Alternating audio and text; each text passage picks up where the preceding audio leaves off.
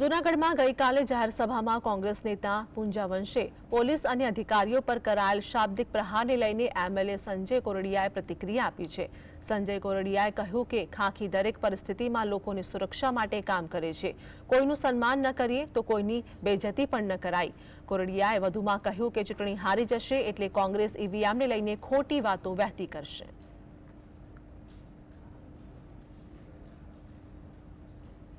ચાપલુસી કરવામાં અથવા એના એજન્ટ બનીને કામ કરવાની જો એટલી બધી તમને તાલાવેલી હોય તો વર્દી છોડીને રાજીનામું આપીને તમતાર ભાજપમાં જોડાઈને ચૂંટણી લડવા આવો, અમને વાંધો નથી।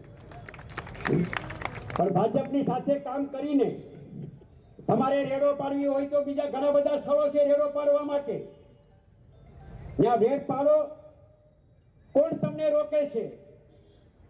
અસામાજિક પ્રવૃત્તિઓ તમારી ભાગીદારી સિવાય ક્યારેય શક્ય ન બને। આપણે કોઈને સન્માન ન આપી શકીએ તો કોઈની બેઇજ્જતી કરવાનો આપણે હક નથી। અને અધિકારીઓ ભાજપના ઈશારે કામ ન કરતા હોય, અધિકારી પદ્ધતિથી કામ કરતા હોય। કોંગ્રેસને હમણાં ચૂંટણી હારી જશે તો એવું કહેશે કે ઈવીએમમાં ગોટાળો હતો, ચૂંટણી પંચે આમ કર્યું। ચૂંટણી પંચ નિષ્પક્ષ સમગ્ર દેશની અંદર કામ કરે છે। પછી ભારતીય જનતા પાર્ટી હોય, કોંગ્રેસ હોય કે કોઈ પણ પાર્ટી હોય, એમને દરેકને એમના નિયમ મુજબ કામ કરાવવું, એમને અટકાવવું એ એમની પદ્ધતિ છે ને। એ ચૂંટણી પંચ એ પદ્ધતિથી જ કામ કરતું હોય છે।